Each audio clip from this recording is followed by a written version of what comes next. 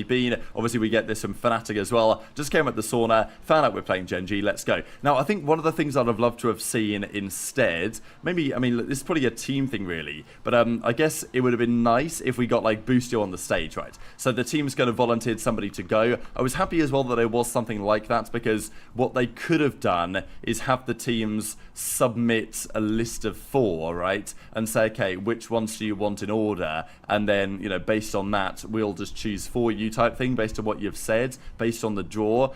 But also because the draw show happened right after the final game, there wasn't necessarily time to do that. So it made more sense. Just send someone in from the team, have them decide what happens.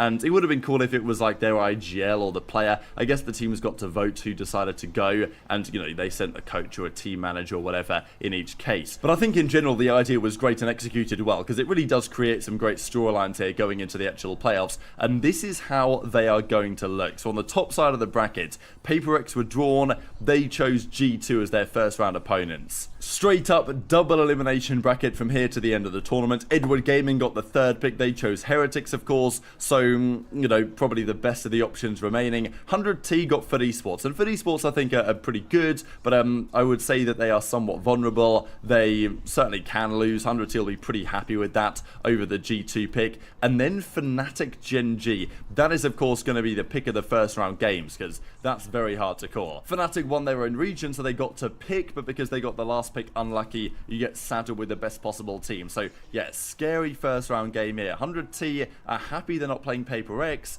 but they've got to play one of Fnatic and Gen G, assuming they beat Foot Esports, which, you know, they would be favored, I was supposed to do. But wow, what a bracket we have. Very exciting the way that it's actually turned out, and therefore we got lots of reaction to it from various different sources. Very much into your thoughts on all this stuff in the comment section below. Hit the like button if you enjoyed. Subscribe if you're new. Take care.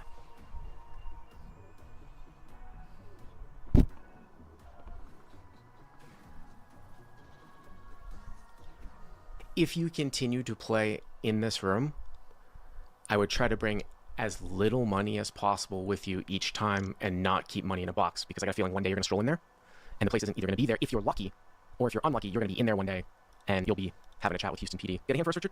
Yes, yeah, this hand is out of an elite social club in Houston.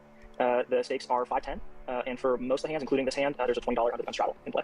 So this is a place that is relatively new, or what? It's like, it's a rebranding, essentially. Okay, so, of the Johnny Chan room? Exactly, yep. So I have a very, very close friend of mine, or I have a friend that works in the Houston area, and I ended up talking to him on the phone recently, and he told me something that was quite disturbing, actually. And I think he was talking about the Houston area. He had said that some of these newer clubs were doing like a cash grab, where some of these clubs were going to a rake model. Now, how is that possible? It shouldn't be, because it's not inconsistent. It's not consistent with the membership, you know, model. Now, remember, there's no state gaming board. Of course, I lived in Austin for 2 years, so pretty familiar. There's no state gaming board, so it's all about the local authorities. But he made it sound like to me, because anyone can open these clubs. You know, there's no licensing. All you need is space. But he made it sound like to me that a lot of these guys are in there for a cash grab. They're going to just do a rake, and then who cares if they get shut down in like 3-4 months? Maybe they'll get raided one night, and yeah, the cops will take their money that night. But they've already been operating for 3 or 4 months. Have you heard anything about that? Or? I totally agree that there does seem like there's become a larger percentage of rooms that do a rake model. I will say that with this particular game is a time game. Right. But are the smaller games at that place a time game? The smaller games at this place are not time games, no, which is interesting to me. Interesting with a capital I. Boy, everyone's everyone, they can't let that must make it absolute. I mean, if I was a guy like Doug Polk or the owner of TCH or one of these other clubs that's been around for a while, that would drive me fucking insane, because that's always going to be really bad. Probably. I mean, now again, it's at the local level, usually city by city, but that's going to be bad overall for the, you know, for the state. I've heard some of these places. This is not the first time that somebody's tried to like sneak in the rake model too. So very, very interesting. Okay, onto the hand, but yeah, it's pretty deep. So. Yeah. No doubt there. Yeah. So yeah, 5-10 with the 20 straddle on. The game is pretty splashy for the stakes. There's a lot of players that are double flatting and or calling larger 3 bets, which I do think is just somewhat relevant. So moving to the action, under the gun +2 opens to 50. How deep did you? I missed it. How deep were you? I'm sorry. There are a couple of important stacks in this, but I would say I'll call it 2,000 effective, because that's the relevant stacks for the relevant players. 2,000 effective with the 20 straddle. Okay, so pre-flop. Yeah, so under the gun +2 opens to 50. Have a lot of history with this player. Pretty small, both for the game and for this player, with respect to his opens. Pretty small, that's 20, right? To 50. Yeah, so it's a lot of high players. I will say 60 is typically the open. 50 is getting pretty small. So that might have influenced some of the action. It does fold to the hijack, who flat calls. The cutoff flat calls as well. Okay. The button flat calls. Okay. And I'm in the small blind, and I look down at 9 of spades, 9 of clubs. So here in the small blind with 9 of spades, 9 of clubs, and this is pretty close because you've got a lot of dead money out there, right?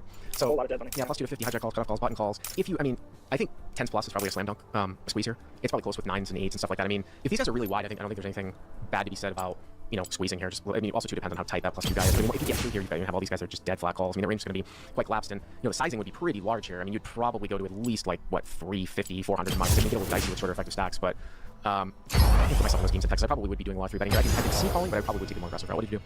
I did end up calling. I typically would 3-bet this hand for all the reasons that you said. Usually we play a lot deeper against under gun +2 in particular, and we have a lot of hand history, and he 4-bets a wide range of hands, and I just really didn't want to get put into a difficult spot with this, and I thought that 9s are like strong and weak enough that I obviously want to continue playing, so I'm not just going to fold, obviously, but I maybe want to just turn into a set mining hand. So would you have done it with 10s?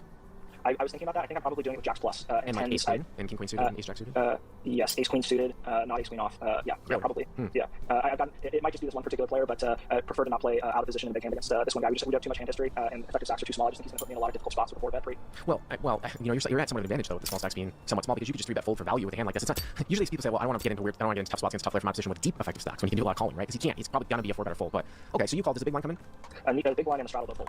And also another. I mean, I guess you're playing set mine anyway, so I was going to say like it's 3-blind format, so you got these other guys behind you. So full fold. All right, so 1, 2, 3, 4, 5 ways including this guy. So it's 250-ish, maybe 270, something like that. 275. Yeah.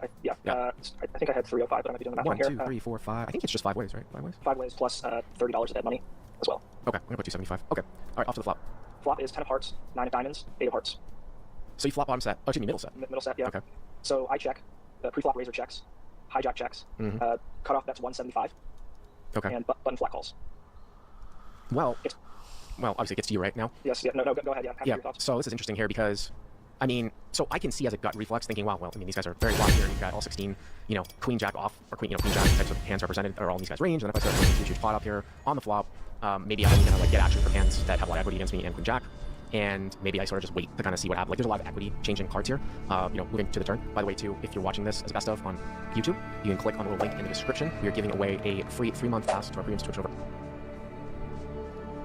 This video is sponsored by Porofester, which is an app and overlay that gives you a huge advantage when you play League, so you can use it. Why play not top? Well, he has brilliant mobility, he brings an amazing amount of lockdown, he scales into a late game beast, and he's a mannerless champion. However, he can be bullied early game if his range isn't enough to keep him safe, and he's not able to control when he transforms, needing you to play around it. Nars passive is when he deals damage or takes damage, he receives rage. At maximum rage, Nars abilities are then switched to Mega Nars abilities for 4 seconds. Upon using one of these abilities, or after 4 seconds, he transforms into Mega Nar. As Mini Nar, he has bonus movement speed, attack range, and attack speed growth. As Mega Nar, he gains a massive amount more base health, armor, magic resist, and attack damage. Mini Nar's Q is a straight line skill shot, which deals damage to all enemies, passes through, and slows them. Upon going max range or hitting an enemy, it then flies back to Nar. This deals half damage to all subsequent targets, and if Nar catches the boomerang, he refunds 40% of the cooldown. In Mega form, this is a straight line skill shot which stops on the first enemy hit, dealing damage to nearby enemies. This also slows them, and Nar can pick up the boulder to massively reduce the cooldown. Mini Nar's W is a passive, where his attacks and abilities apply a stack of hyper to the enemy target. Upon stacking this 3 times, he deals bonus damage and gains a chunk of movement speed. In Mega form, it's a small rectangular skill shot which deals damage to and stuns enemies hit. Mini Nar's E is a short range dash, where afterwards he gains a large amount of attack speed. If he lands on a unit, he'll then bounce again, and bouncing on an enemy deals damage and slows them. In Mega form, this causes him to leap to a location, dealing damage to all enemies hit and slowing them. Mini Nar's ultimate is just a passive which increases the bonus movement speed gained from his W. In Mega form, it creates a circle around him which throws enemies in a direction. All enemies hit also take damage and are slowed. And if this is used to throw enemies into terrain, they take increased damage and are stunned instead of slowed. The combos: start auto-attacking, trying to proc your W using Q when your opponent runs towards or away from you. Keep attacking using E to either chase them down or jump away as needed. And your all-in combo with rage building is to attack into Q and then keep attacking until Mega Nar is available. Jump in to transform, then use your ultimate into Q and W before following up with an E and more auto-attacks. For matchups, Nar is great against champions you can easily disengage from before turning Mega and jumping on them. And he can struggle against champions you can easily get onto him and stop him from kiting. For runes, take this. Beat helps you kite or engage even better. For build order, start Blade and Pot into Triforce in tier 2 boots. After this, a Black Lever and Starrex are great pickups before finishing your build with any of these as needed. For skill order, start Q then W then E before maxing Q then W then E, taking ult whenever you can. For summon spells, take Flash and Teleport. Starting the game, you want to farm hard, click your opponent where you can, and take good trades. As you don't have any mana, every time it's available, feel free to throw out your Q. It's great poke, and the slow makes it difficult to trade back against you. And whenever your opponent goes to farm, if you can land 2 auto attacks into a Q, you'll have dealt a massive amount of damage, and the speed up and W let you simply run away. Keep being mindful about your Mega Bar. When it comes up, if you can get onto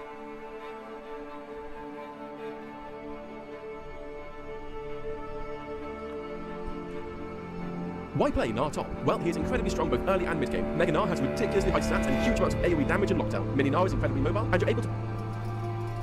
Alright guys, we're playing a Nar top lane on today's video. We're playing Nar this time versus a Gangplank. And for the runes we got Fleet, Triumph, Alacrity, Lastant. We specifically have Second Wind, and also Overgrowth. Now this game I have an amazing plan, man. We're gonna go for like an AoE build. So the plan's very simple. I want to go maximum damage as much as possible. Not with just, AoE or just AD. But I also want to mix like attack speed in it. So it's a weird build. It's something I've done in the past, but it's incredible. We got to level 2. Hold up, walk away from the auto. Nice. So the way how this matchup works is actually very simple. If Gangplank gets the push level 1 straight away, he wins onto level 3. If we get the push level 1-2, we can basically jump in any second, use the transform to kill him straight away.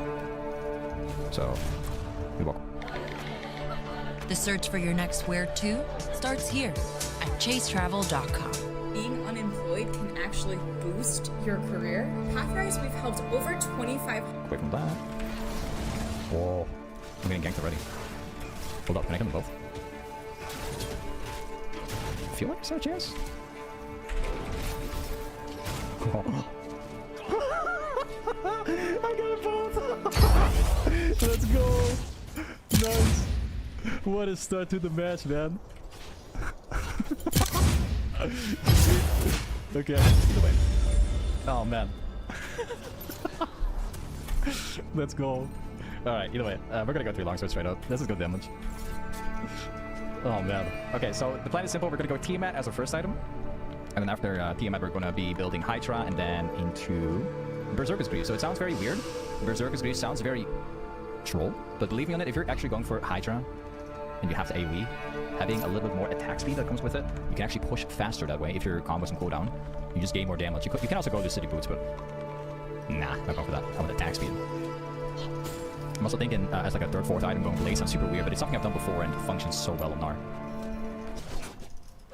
Just gonna go for the cannon, yeah.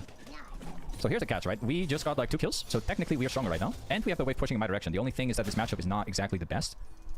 Because he can slow him down with the barrels and the Qs.